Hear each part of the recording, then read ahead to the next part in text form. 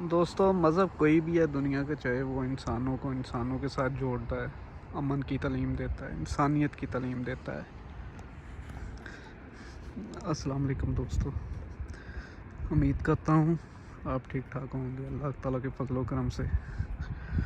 اور میں اللہ کے فضل سے اپنا دوسرا روزہ افطار کر کے ابھی تھوڑا چہل قدمی کے لیے باہر آیا ہوں۔ تو آپ کا روزہ کیسا رہا؟ یقیناً بہترین، اور اللہ کرے گی اسی طرح سارے روزے آپ کے بہترین ہوں، خوش رہیں۔ پیارے دوستو، دنیا میں جتنی بھی مہذب قومیں ہیں جنہوں نے دنیا میں اپنا ایک نام پیدا کیا ہے، مہذب ہونے کے لیے سب سے پہلے ایماندار مخلص ہونا پڑتا ہے، تبھی مہذب قوم ایک بنتی ہے۔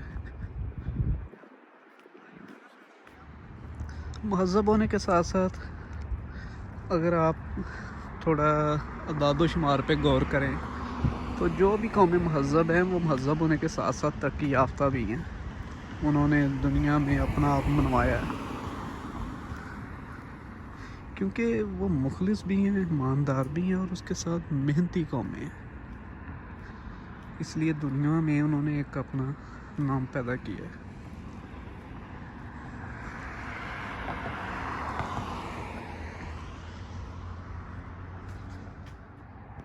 تو پیارے دوستو، جہاں پہ وہ قومیں مخلص ہیں، محنتی ہیں، ایماندار ہیں، وہاں پہ مہذب ہونے کے لیے ایک اور بڑی اور ترقی یافتہ ہونے کے لیے ایک اور بہت زیادہ جو سب سے اہم چیز ہوتی ہے وہ ہے وہاں کی جو ریاستیں ہیں، ریاستوں نے انسانوں کو مذہب سے آزاد کر دیا ہے، کیونکہ مذہب ہر ایک انسان کا ایک ذاتی پہلو ہے۔ چاہے کوئی مسلمان ہے وہ مسجد میں جاتا ہے، کوئی مندر جاتا ہے ہندو ہے، چاہے کوئی گردوارے جاتا ہے سکھ ہے، کوئی بدھسٹ ہے، لیکن ایکچولی چیز جو ہوتی ہے وہ ہوتی ہے انسانیت۔ سبھی مذہب انسانیت کا درس دیتے ہیں، اور ایکچولی مذہب کوئی مذہب فساد کی تعلیم نہیں دیتا، سبھی مذہب اس انسانیت کی تعلیم دیتے ہیں۔ تو اس لیے ہر ریاست جو اس وقت ترقی یافتہ ہے، مذہب ہے، انہوں نے انسانوں کو بالکل مذہب سے آزاد کیا۔ کسی نے کوئی کسی قسم کی پابندی نہیں لگائی، کوئی مذہبی فساد نہیں ہوگا اس معاشرے میں۔ تو اس لیے وہ دنیا میں ان کے نام ہے ایک۔ میں مسلمان ہونے کے ناطے یہاں پہ جیسے حضور پاک صلی اللہ علیہ وسلم نے فرمایا کہ کسی عربی کو کسی اجمی پہ، اور کسی اجمی کو کسی عربی پہ، کسی گورے کو کالے پہ، اور کالے کو گورے پہ کوئی فضیلت حاصل نہیں۔ اگر کوئی فضیلت حاصل ہے تو وہ اخلاقی قدروں کی ہے، وہ اپنے مالوں کی۔ اس لیے دوستو، اپنے مال درست کریں، اصل چیز وہی ہے۔ اور اسلام جو ہے یہ ہے ہی امن کا نام۔ حضور پاک صلی اللہ علیہ وسلم نے کس طرح وہ کافروں کو، کس طرح وہ ایک بکھرا ہوا معاشرہ ایک بہت ہی پرامن سوسائٹی میں بدل دیا۔ صرف ایک ہی چیز ان لوگوں کو مہذب کر دیا، صرف یہ تھا، انسانیت کا درس دیا، ایک دوسرے کا احساس۔ تو ہمیں اپنے پیارے حضور صلی اللہ علیہ وسلم کی زندگی کو فالو کرنا چاہیے، ان کے اصول، ان کی سنت۔ تو اللہ تعالیٰ کے فضل و کرم سے ہم دنیا میں ایک اپنا مقام بنا سکتے ہیں۔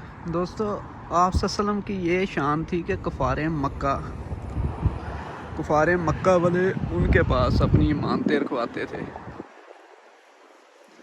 تو پھر خود سوچیں کہ ہمارے پیارے نبی کی کس طرح کوئی ایسی تعلیم ہو سکتی ہے جس میں کوئی جیسے پاکستان میں ریسنٹلی ابھی تھوڑے سے فساد ہوئے ہیں، تو ایسی تعلیم ہمارے پیارے نبی کی ہے ہی نہیں، ہماری شریعت کا وہ حصہ ہے ہی نہیں۔ تو یہ جو ایک گروہ ہے، چند لوگ ہیں، تو دوستو اپنی کامن سینس سے کام لے کہ ہماری جو تعلیم ہے قرآن پاک اس کو پڑھیں، ترجمے کے ساتھ پڑھیں، خود اسیس کریں کہ ایکچولی ہماری تعلیم کیا ہے، اور کسی بھی جگہ یہ فسادات کا حکم ہے ہی نہیں۔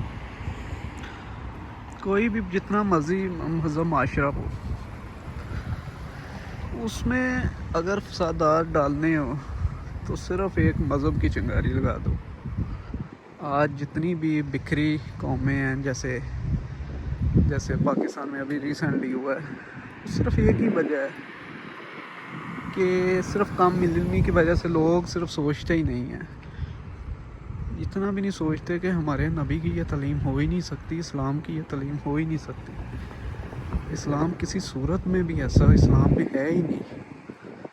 اسلام تو جوڑنے کا نام ہے، امن کا نام ہے، محبت کا نام ہے، اخوت، بھائی چارہ۔ آپ صلی اللہ علیہ وسلم کا جو حسن اخلاق تھا، کفار مکہ والے وہ کہتے تھے اگر آپ کہیں کہ یہ آپ صلی اللہ علیہ وسلم نے فرمایا اگر میں کہوں کہ پہاڑی کے پیچھے جنگ کے لیے لشکر آ رہا ہے، تو انہوں نے فرمایا بالکل ہم مان جائیں گے، آپ صادق ہیں۔ تو بہرحال وہ دشمن ہو کے آپ کے پاس مانتے رکھواتے تھے، اس لیے ہمیں اپنے قائد درست کرنے ہوں گے، ہمیں اس نبی کی جو اصل تعلیم ہے، قرآن پاک کی جو اصل تعلیم ہے، اس پہ عمل پیرا ہونا پڑے گا اگر ہم دنیا میں ایک ترقی یافتہ مہذب اور قوم بننا چاہتے ہیں۔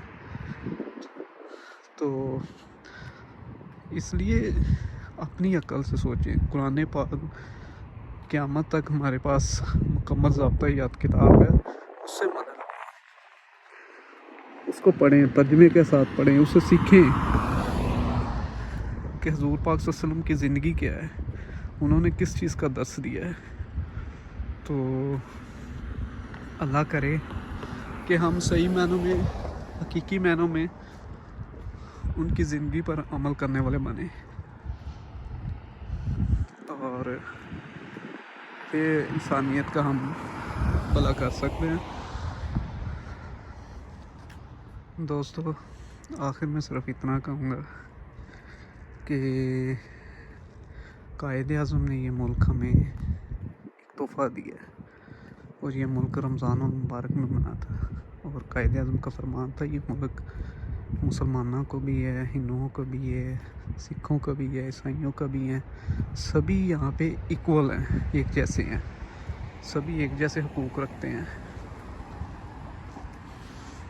تو میرا خیال ہے کہ آج سبھی نہیں لیکن کوئی ایک طبقہ گروہ انسانوں کا اس حضرت قائد اعظم کا یہ قول بھول چکے ہیں، تو کائنڈلی اپنے رپیٹ کریں، ان کو پڑھیں کہ یہ چھوٹا بڑا کوئی بھی نہیں ہوتا، سبھی ایک جیسے ہوتے ہیں۔ ابھی ریسنٹلی جو جیسے 1-2 دن پہلے یہ فساد ہوئے ہیں، سڑکیں بند کر دی گئی ہیں، اور پولیس پہ تشدد کیا گیا، لوگوں پہ تشدد کیا گیا، ہاسپٹل پہ حملہ کیا گیا، تو کتنے لوگوں کی گاڑیاں چلائی گئی۔ کیا آپ صلی اللہ علیہ وسلم کی یہ تعلیم ہے؟ بالکل بھی نہیں ہے، ایسا کچھ بھی نہیں ہے۔ میں بہت ہی خاک سا انسان ہوں، اور ناقص عقل رکھتا ہوں، اور ایک بالکل سی ناقص عقل کے ساتھ میں خود سے سوال کرتا ہوں، سوچتا ہوں کہ ایسی کوئی تعلیم ہے اسلام کی، تو مجھے یہی حد سے جواب ملتا ہے جب سوچتا ہوں کوئی ایسی تعلیم نہیں ہے۔ تو میں گزارش کرتا ہوں ایسے اپنے بھائیوں سے کہ ایسے کسی بہکاوے میں نہ آئیں۔ اسلام جوڑنے کا نام ہے، اسلام امن کا نام ہے، اسلام بہت ہی آسان مذہب ہے، اسلام نے آ کے مکمل کیا ہے مذہبوں کو، اسلام آخری مذہب ہے۔ تو بہت بہت شکریہ، کوئی غلطی کوتاہی معاف، لیکن انشاءاللہ تعالیٰ پھر ملیں گے اگلی ویڈیو میں۔ اللہ حافظ دوستو۔